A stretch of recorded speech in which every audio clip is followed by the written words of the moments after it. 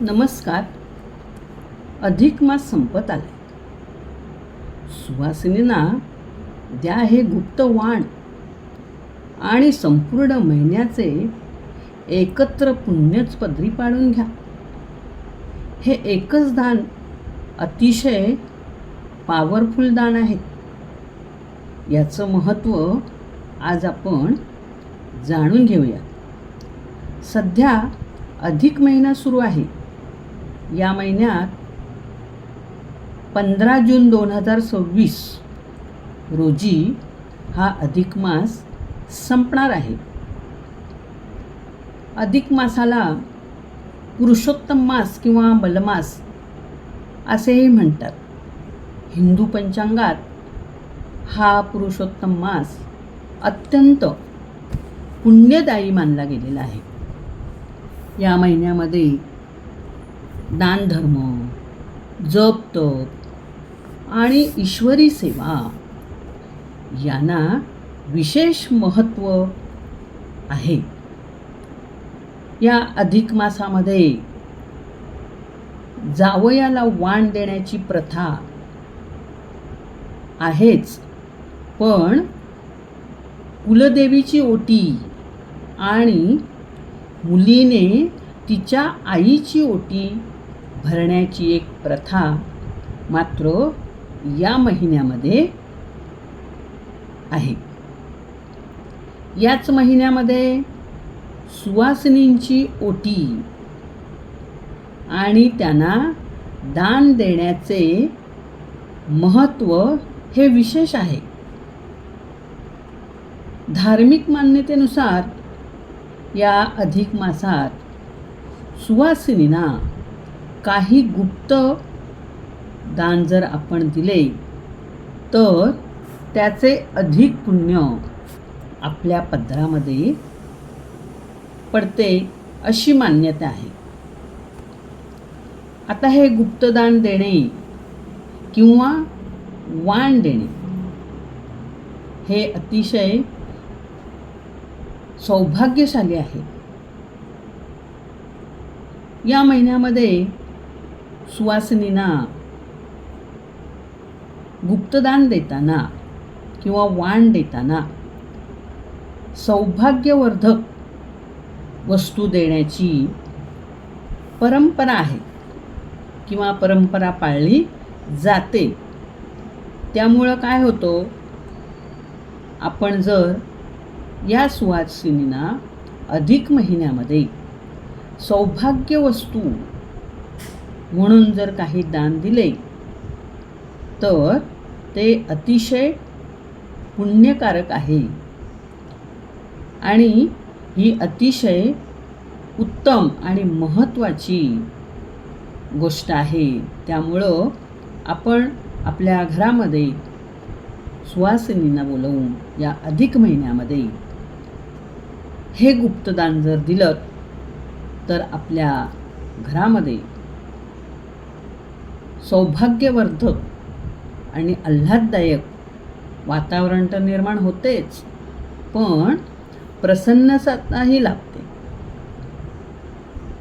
आता एखादी सौभाग्यवर्धक आपण या सुवासिनींना आपल्या परिस्थितीनुसार भेटही देऊ शकतो.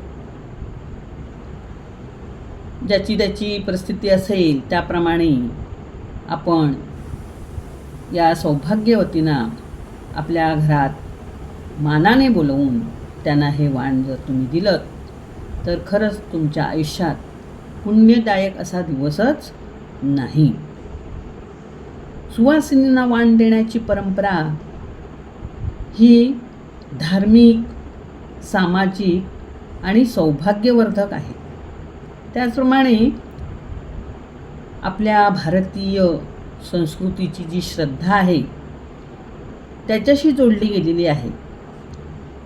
या प्रथेमागचा जर आपण अर्थ समजून घेतला तर ही केवळ काही वाण देणं किंवा भेटवस्तू देणं किंवा काहीतरी सौभाग्य वस्तू देणं अशी प्रथा नाही, तर हा एक प्रकारचा आपल्या भारतीय संस्कृतीचा शुभ संस्कारच आहे.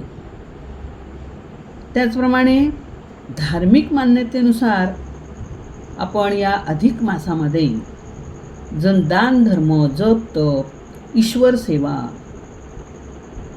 केली तर त्याला विशेष महत्त्व आहे. त्यामुळे सुवासिनींना या काळात आपण सौभाग्य टिकवण्यासाठी, घराचं सुख समृद्धी येण्यासाठी किंवा सुख समृद्धी राहण्यासाठी असं जर वाण दिलं ते अतिशय सुखकारकच असतं. आता वाण म्हणजे काय द्यायचं आहे? सौभाग्यवाण तर आपण एखादी साडी देऊ शकतो, हिरव्या बांगड्या देऊ शकता, हळदी कुंकू किंवा एखादा सौभाग्य अलंकार, मिठाई, अखंड नारळ किंवा खोबऱ्याची वाटी देऊ शकता तुम्ही. विविध प्रकारची फळे देऊ शकता किंवा पूजा साहित्यही देऊ शकता.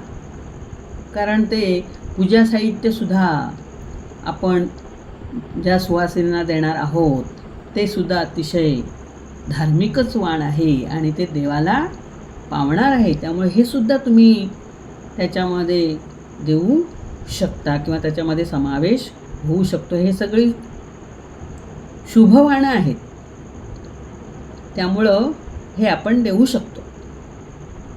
या सौभाग्य वस्तूंचे आपण जर आदान प्रदान म्हणजे दिलं आणि घेतलं, एकमेकांकडे आपण जसं हळदी कुंकवाला आपण संक्रांतीच्या महिन्यामध्ये जातो तसं एकमेकींकडे आपण या संस्कारासाठी किंवा हळदी कुंकवासाठी हे आदान प्रदानाचाच कार्यक्रम आहे. आणि हे आदान प्रदान म्हणजे आपल्या पतीच्या दीर्घायुष्यासाठी हे वाण आहे.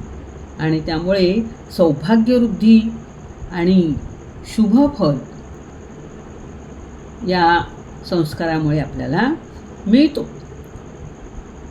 तसेच स्त्रिया या निमित्ताने एकमेकींकडे जातात, एकमेकींच्या संपर्कात येतात आणि त्यामुळे नात्यामध्ये आपुलकी निर्माण होते, मैत्री वाढते, एकमेकांचा सहवास मिळतो, एकमेकींच्या सुखदुःखात एकमेकींना सहभागी होता येते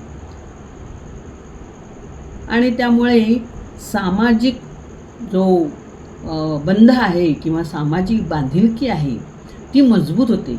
समाजाशी आपलं वागणं, जवळीकता निर्माण होते.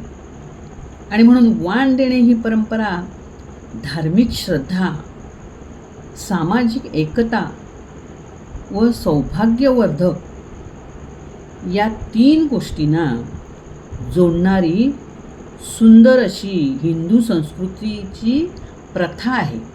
आणि ही प्रथा आपल्या या भारतीय संस्कृतीमध्ये मोठ्या प्रमाणात पाळली जाते. अजून ह्याच्या वैज्ञानिक कारण म्हणजे एकमेकींच्या संपर्कात आल्यामुळे आपल्या मनातील असणारे क्लेश किंवा आपल्या मनात असणारी भीती किंवा आपल्या मनात असणारे अनेक विचार आपण एकमेकींना शेअर करतो. त्यामुळं काय होतं, आपलं मनात असणारं दडलेलं जे काही सुखदुःख असेल ते वाटलं जातं. एकमेकींच्या मनातील एकमेकींना सांगितल्यामुळे तेवढे आपल्या मनाची मोकळीकता होते. असा सुद्धा याच्यातून एक संबंध जोडला गेलेला आहे आणि त्यामुळे मग आपलं मन प्रसन्न होतं, आपण मोकळे होतो. हाच एक उद्देश याच्यामध्ये सुद्धा आहे. अशा प्रकारे या अधिक महिन्यामध्ये आता लवकरच 15 जूनला हा अधिक महिना संपणार आहे. त्यामुळे आपण असा विचार करायला काही हरकत नाही की एखाद दिवशी या सुवासिनींना आपल्या घरी बोलवून एखादं सौभाग्यवर्धक आपली आर्थिक परिस्थिती असेल त्याप्रमाणे आपण देऊ शकतो. किंवा अगदी तुम्ही हळदी कुंकू लावून त्यांना साखर हातावर ठेवली, घडी साखर दिली किंवा एखादं फळ दिलं तरी ते तुम्हाला पुण्य भरून पावणार आहे. तर आपणास मला हेच सांगावायचे आहे की या महिन्यात तुम्ही हे पुण्यदायक असा हा संस्कार कराच. धन्यवाद.